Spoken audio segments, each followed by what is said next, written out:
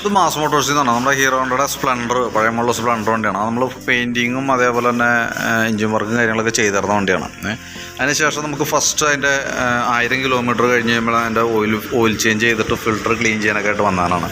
അപ്പോൾ നമ്മൾ oil filter clean ചെയ്യാനൊക്കെ ആയിട്ട് ക്ലച്ച് കവറിൻ്റെ ഭാഗമൊക്കെ അഴിച്ചിട്ടുണ്ട്. കാരണം ഞാൻ ഈ കവറിൻ്റെ ഉള്ളിലാണ് സ്ക്രീൻ ഫിൽറ്റർ തന്നെ. അപ്പോൾ നമ്മളത് അഴിച്ച് ചെക്ക് ചെയ്യുന്ന സമയത്ത് കാര്യമായിട്ട് ബ്ലോക്ക് എന്ന് പറയില്ല, എന്നാലും ചെറിയ രീതിയിലുള്ള അഴുക്ക് കാര്യങ്ങളൊക്കെ ഉണ്ട്. അത് നമുക്ക് ക്ലീൻ ചെയ്ത് കയറ്റുന്നുണ്ട്. പിന്നെ അതുപോലെ തന്നെ നമുക്ക് അതിൻ്റെ റോട്ടർ ഫിൽറ്റർ എന്ന് പറയുന്ന ഒരു യൂണിറ്റാണ് അത്. ശരിക്കും പറഞ്ഞാൽ അതിൻ്റെ പ്രവർത്തനം എന്ന് പറഞ്ഞാൽ അതിൻ്റെ ക്രാങ്ക് ഷാഫ്റ്റിൻ്റെ ഉള്ളിലേക്ക് ഓയിൽ പോകുന്നത് ഈ ഹോളിക്കൂടിയാണ്. അപ്പോൾ അതിനകത്തേക്ക് പറഞ്ഞാൽ ഓയിൽ പമ്പ് ചെയ്ത് കൊണ്ടുവന്നിട്ട് ഒന്ന് റൊട്ടേറ്റ് ചെയ്തിട്ട് അത്യാവശ്യം ഒരുവിധം വെയിറ്റുള്ള കണ്ടാമിൻസ് എന്ന് പറയും, അതായത് ഓയിലിൽ തന്നെ അഴുക്കുകൾ അത് ഈ സൈഡിൽ പറ്റി പിടിക്കുക എന്നുള്ളതാണ്. അപ്പോൾ ഒരുവിധം വെയിറ്റ് ഉള്ളതിൻ്റെ സൈഡിലൊന്ന് പറ്റി പിടിക്കും. നല്ല ഫ്രഷ് ആയിട്ടുള്ള ഓയിലാണ് എഞ്ചിൻ്റെ ഉള്ളിലേക്ക് പോകാം. അതായത് കണക്ടർ റോഡിൻ്റെ നീഡിൽ ബെയറിങ്ങിലേക്ക് പോകണമെന്നുള്ള പ്യൂരിഫൈ ചെയ്തിട്ടുള്ള ഓയിലാണ് ഉള്ളിലേക്ക് കയറി പോകാം. ആ ഒരു ഫംഗ്ഷനാണ് ഈ ഇവിടെ നടക്കുക. അതിനെ റോട്ടർ ഫിൽറ്റർ എന്നാണ് പറയുക. അപ്പോൾ ശരിക്കും പറഞ്ഞാൽ നമുക്ക് സ്ക്രീൻ ഫിൽറ്റർ ക്ലീൻ ചെയ്യുന്ന പോലെ തന്നെ റോട്ടർ ഫിൽറ്റർ ക്ലീനിങ്ങും കമ്പൽസറി ആണ്. അപ്പോൾ നമ്മളത് ചെക്ക് ചെയ്യുന്ന സമയത്ത് ഇപ്പോൾ നമ്മൾ കഴിഞ്ഞ ഒരു മാസം ആയിട്ടുള്ളെങ്കിൽ കൂടി നമ്മളിപ്പോൾ അതിനകത്ത് നോക്കുന്ന സമയത്ത് നോക്കിക്കോ, അതിനകത്ത് അത്യാവശ്യം അഴുക്കുകൾ വന്നുണ്ട്. കാരണം എന്താ വെച്ചാൽ അത് ഓൾറെഡി എങ്ങനെ നോക്കിയാലും ഉണ്ടാവും. കാരണം എന്താ വെച്ചാൽ അത് ശരിക്കും നമ്മൾ ചെയ്യേണ്ടതെന്ന് പറഞ്ഞാൽ ഇപ്പോൾ നമ്മൾ ഫിൽറ്റർ ക്ലീനിങ് ഒക്കെ കഴിഞ്ഞ് റെഡിയാക്കി വിടുന്നുണ്ട്. അത് കഴിഞ്ഞാലും നമുക്കൊരു 1 ഇയർ, ഒരു വർഷം, അതല്ലെങ്കിൽ ഒരു 2 ഓയിൽ ചേഞ്ച് കഴിഞ്ഞ് മൂന്നാമതൊരു ഓയിൽ ചേഞ്ച് വരുമ്പോൾ സെയിം പ്രോസസ്സ് ചെയ്യുന്നത് നല്ലതാണ്.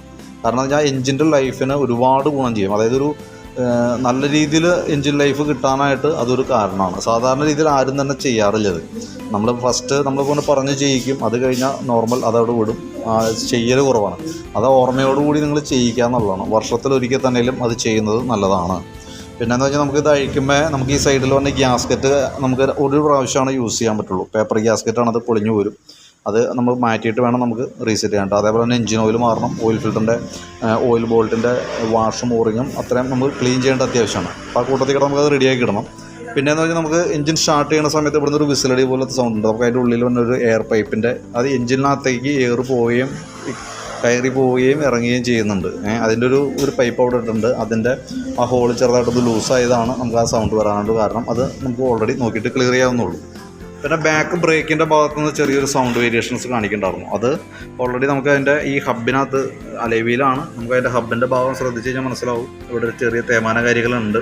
അതായത് കറക്റ്റ് ലെവലിലല്ല അതിൻ്റെ തേയ്മാനം. അപ്പോൾ അതാണ് ശരിക്കും അതിൻ്റെ ഒരു കംപ്ലയിൻറ്റിൻ്റെ കാരണം കേട്ടോ. അപ്പോൾ നമ്മൾ ബ്രേക്ക് ലൈനറുമ്പോൾ നോക്കുമ്പോൾ ഇതുമ്പോൾ നോക്കുമ്പോൾ അത്ര പ്രത്യക്ഷത്തിൽ മനസ്സിലായെങ്കിലും ബ്രേക്ക് ലൈനറുമ്പോൾ നോക്കുമ്പോൾ കറക്റ്റ് അതിൻ്റെ ലക്ഷണങ്ങൾ കാണിക്കും. കാരണം ഈ വന്ന ഭാഗങ്ങൾ മാത്രമാണ് ഹബിനകത്ത് ടച്ച് ആവുന്നത്. ഈ 2 തലയും ഹബിൽ ടച്ചിങ് വന്നില്ല.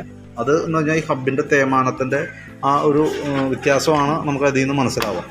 ഈ ലൈനർ നോക്കിയാലും അതിൻ്റെ ഈ ഭാഗം ടച്ച് ആകുന്നില്ല. അപ്പോൾ നിലവിൽ ഇത് നമുക്ക് എടുക്കുന്നത് കമ്പനി ലൈനറൊന്നുമല്ല, എങ്കിൽ കൂടി നല്ല ലൈനറാണ്. അപ്പോൾ നമുക്ക് ഒന്നുകൂടി പേപ്പറൊക്കെ ഇട്ടൊന്ന് പിടിച്ച് ക്ലീൻ ആക്കിയിട്ടൊന്ന് റീസെറ്റ് ചെയ്തിടാം. ശരിക്കും അത് ചെയ്യാമെന്ന് പറഞ്ഞാൽ ലെയ്ത്തിൽ കൊടുത്തിട്ട് നമുക്ക് ഇത് കറക്റ്റ് ആ ഏറ്റക്കുറവുള്ളത് കറക്റ്റ് ലെയ്ത്തിൽ വെച്ചിട്ട് കറക്റ്റ് അലൈൻമെൻറ്റ് ആക്കിയിട്ട് പുതിയ ലൈനർ ഇട്ടാലാണ് അതിനൊരു ശാശ്വത പരിഹാരമുള്ളൂ. ഇപ്പോൾ തൽക്കാലം ലൈനർ ഉള്ളത് കൊണ്ട് നമുക്ക് മാക്സിമം അത് ഉപയോഗിച്ച് തീർക്കുക. അതിന് ശേഷം പുതിയ ലൈനർ മാറ്റുന്ന സമയത്ത് നമുക്ക് ഇതേപോലെ ക്ലിയർ ചെയ്ത് പോകുന്നതായിരിക്കും കുറച്ചുകൂടി ബെറ്റർ. പിന്നെ പറഞ്ഞിരിക്കുന്ന കംപ്ലയിൻറ്റ് സീറ്റിൻ്റെ സൈഡിൽ നിന്ന് ഒരു ഇളക്കം പറഞ്ഞിട്ടുണ്ട്. അപ്പോൾ നമ്മൾ ചെക്ക് ചെയ്യുമ്പോൾ സ്വാഭാവികമായിട്ടും ബാക്ക് സൈഡിൽ ഒരു ഫ്രീ പ്ലേ ഇടണമാണ്, അതൊരു അല്പം കൂടുതലുണ്ട്. അത് ഞാൻ ക്ലിയർ ചെയ്തേക്കാം കേട്ടോ. പിന്നെ അത് കൂടാതെ കൊണ്ട് നമുക്ക് മീറ്ററിനകത്ത് പെട്രോൾ മീറ്റർ വർക്കിംഗ് അല്ലായിരുന്നു. അപ്പോൾ അതിൻ്റെ ഒരു മെക്കാനിസം നമുക്ക് കിട്ടിയിട്ടുണ്ട്. സെറ്റ് ചെയ്യുന്ന ദിവസം നമ്മൾ പറഞ്ഞിട്ടുണ്ടായിരുന്നു, മെക്കാനിസം കിട്ടിയിട്ടുണ്ട്. പക്ഷേ അത് പുതിയ മോഡലാണ്. ചെറിയ ആ മീറ്റർ കൺസോളിൻ്റെ ഉള്ളിൽ വന്ന ഇതിന് ചെറിയൊരു ബ്ലൂ ഷെയ്ഡ് ഉണ്ടാവും. അതാണ് കിട്ടുള്ളൂ. പഴയ മോഡൽ അവൈലബിൾ അല്ല നമുക്ക്. പിന്നെ വൈസൻ്റെ അവിടെ ചെറിയൊരു ക്രാക്ക് ഉണ്ടായിരുന്നു. അപ്പോൾ ഞാനത് ക്ലിയർ ചെയ്ത് ഒട്ടിച്ചതിന് ശേഷം ഒന്ന് പെയിൻറ്റിങ്ങിലേക്ക് കൊടുത്തിട്ടുണ്ടാകും. നമുക്ക് വലിയ ചിലവില്ലാത്ത രീതിയിൽ നമുക്കത് സെറ്റാക്കി എടുക്കാം. പിന്നെയുള്ള വേറൊരു പ്രോബ്ലം എന്ന് വെച്ചാൽ കാർബറേറ്റർ നമ്മൾ പുത്തൻ കാർബറേറ്റർ വെച്ചാണ് എന്നിട്ടും വണ്ടിക്ക് ഇടയ്ക്ക് മിസ്സിങ് കാണിക്കുന്നുണ്ട്. കുറച്ച് ഓടി കഴിഞ്ഞ് ഇച്ചിരി ഹീറ്റായി കഴിഞ്ഞാൽ പിന്നെ അത്രയും കൂടെ പ്രോബ്ലം ഇല്ല. അപ്പോൾ നമ്മൾ അഴിച്ച് ചെക്ക് ചെയ്യുമ്പോൾ ഈ സ്ലോ ജെറ്റ് ബ്ലോക്കാണ്. സ്ലോ ജെറ്റ് ബ്ലോക്ക് ആയതാണ് കംപ്ലയിൻറ്റിൻ്റെ കാരണം. അപ്പോൾ നമ്മൾ കാർബറേറ്ററിൻ്റെ അടിഭാഗം നോക്കുമ്പോൾ അത്യാവശ്യം കുറച്ച് അഴുക്ക് കാര്യങ്ങൾ ഇതിൻ്റെ അടിയിലുണ്ട്. അത് തുരുമ്പ് പോലെയുള്ള ഒരു ഐറ്റം അതിനകത്തുണ്ട്. എനിക്കാണ് ടാങ്കിലുണ്ടായത് വന്നത് പെട്രോൾ ടാപ്പിയുടെ കാർബറേറ്ററിലേക്ക് വന്നതാണ്. ആ അഴുക്ക് വന്നിട്ട് സ്ലോ ജെറ്റ് ബ്ലോക്കായി പോയതാണ് മെയിനായിട്ട് നമുക്ക് ആ കംപ്ലയിൻറ്റ് വരാനായിട്ടുണ്ടായ കാരണം. അപ്പോൾ അത് കൂട്ടത്തിൽ കൂടെ നമുക്ക് ക്ലിയർ ചെയ്തേക്കാം.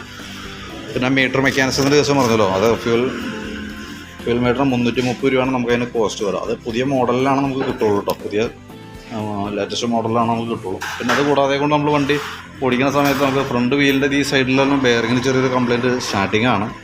നമുക്കന്ന് നമ്മൾ ചെക്ക് ചെയ്യുമ്പോൾ നമുക്ക് അത്ര പ്രോബ്ലം തോന്നിയായിരുന്നു. ആരംഭത്തിലുണ്ട്. അപ്പോൾ നമുക്ക് വേണമെങ്കിൽ കൂട്ടത്തിൽ കൂടെ അത് മാറ്റാവുന്നതേ ഉള്ളൂ. അതല്ലെങ്കിൽ കംപ്ലയിൻറ്റ് കൂടുതലായിട്ട് കാണിച്ചിട്ട് അപ്പോൾ അഴിച്ച് മാറ്റിയാലും മതി കേട്ടോ. ഇതൊക്കെയാണ് നമുക്ക് മെയിനായിട്ട് പറഞ്ഞേക്കണ കംപ്ലയിൻറ്റുകൾ. അപ്പോൾ ഞാനത് നോക്കിയിട്ട് അതനുസരിച്ചിട്ട് എൻ്റെ വർക്കൊന്ന് കംപ്ലീറ്റ് ചെയ്തേക്കാം. ഞാനായിട്ട് അതിൻ്റെ ഡീറ്റെയിൽസ് ഇപ്പോൾ ഏകദേശം നമുക്കിപ്പോൾ ചെയ്ത് വരുമ്പോൾ ഒരു എസ്റ്റിമേറ്റ് കൂടി നോക്കിയിട്ട് ഞാൻ വാട്സപ്പിലേക്ക് ഇട്ടേക്കാം കേട്ടോ. അപ്പോൾ നോക്കിയിട്ടൊന്ന് റിപ്ലൈ ഇടണം. അത് നമുക്ക് ഓയിൽ ചേഞ്ച് വരുന്നുണ്ട്, ഓയിൽ വരുന്നുണ്ട്, അതേപോലെ തന്നെ oil boat wash, O-ring, gasket വരും. പിന്നെ ആ മീറ്ററിൻ്റെ കേസ് വരുന്നുണ്ട്, ഫ്യൂൽ മീറ്റർ വരുന്നുണ്ട് മെയിനായിട്ട്. പിന്നെ വീൽ ബാരിങ്ങിൻ്റെ കേസ് ചെയ്യേണ്ടെങ്കിൽ അത് കൂടി ഒന്ന് പറയണം കേട്ടോ. അപ്പോൾ അതനുസരിച്ചിട്ടുള്ള എസ്റ്റിമേറ്റ് ഞാൻ നോക്കിയിട്ട് പറയാം. അപ്പോൾ നിലവിൽ ഇതാണ് വർക്ക് ചെയ്തുകൊണ്ടിരിക്കുകയാണ്. ഞാൻ വർക്ക് കംപ്ലീറ്റ് ആക്കിയിട്ട് എന്തെങ്കിലും വിളിക്കാം. അതിൻ്റെ ഒരു എസ്റ്റിമേറ്റ് കൂടി വാട്സപ്പിലേക്ക് ഇട്ടേക്കാം. ഓക്കെ.